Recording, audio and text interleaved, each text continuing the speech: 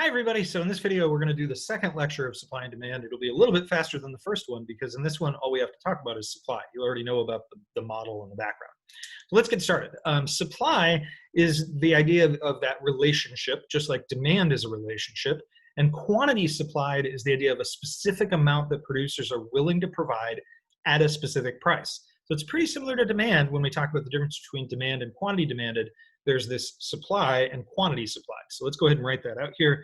It's the specific amount producers, or you could say sellers because they're kind of the same thing, are willing and able to sell at a certain price.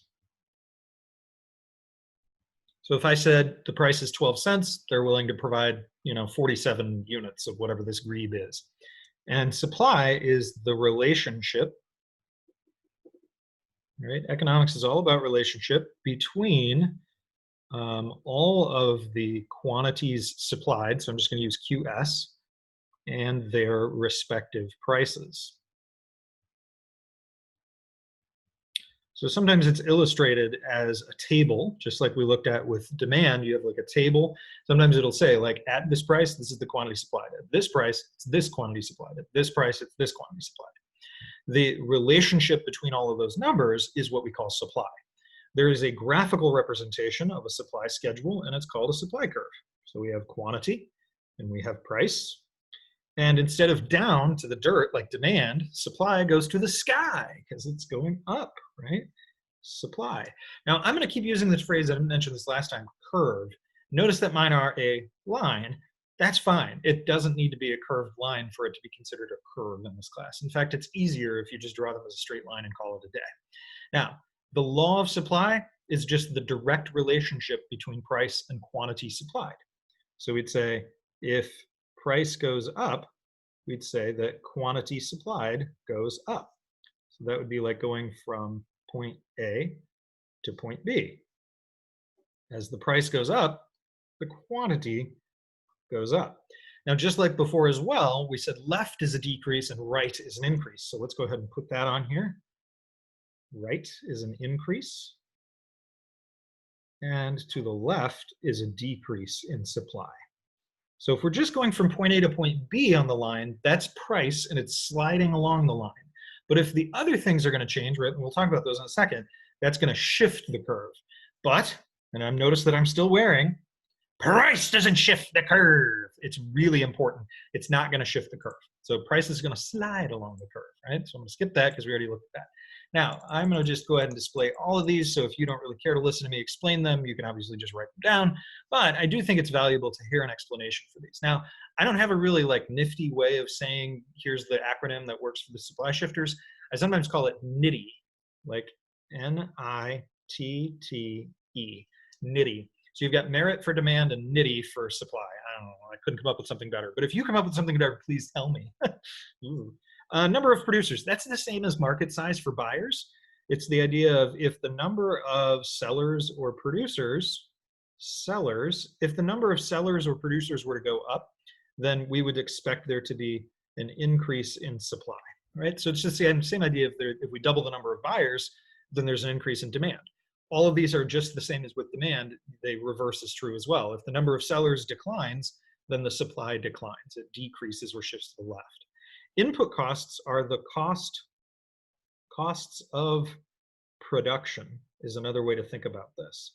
So this would be if anything that's going into the product goes up in price, then that's going to make it more expensive to produce. And so it will decrease the supply. So the one that students often forget is wages, right? You got to pay your workers. Wages are input costs. And so if we said that the wages of workers at Taco Bell goes up, then the supply of Taco Bell burritos is going to decrease actually. And the idea here is that it's more expensive to produce the burrito, and so it will decrease the ability of Taco Bell to provide a specific quantity at any given price, right? Because they have to pay their workers more, so it increases their costs. So we'd say if costs of production go up, right, then supply will decrease. That's a fundamental rule, that if it's more expensive to produce the thing than the costs of it producing it going up, supply will decrease. There are tons of other input costs, right? The electricity that they use for the lights, the tortilla that the burrito goes into, the meat that the burrito goes into, right? Any kind of regulatory things and things like that can be, if we have like, food safety laws and we're going to inspect the burritos, who needs that, right? All you got to do is eat the burritos. But anyways, you get my point. Any kind of cost of production, and this is probably the most common shifter that's out there. Taxes and subsidies.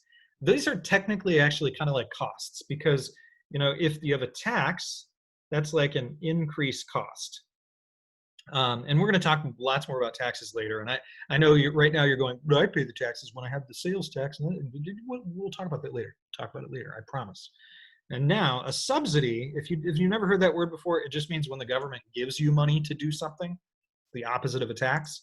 It's the idea of a decreased cost. And so if taxes go up, that's more costs, right? And so we'd say supply goes down.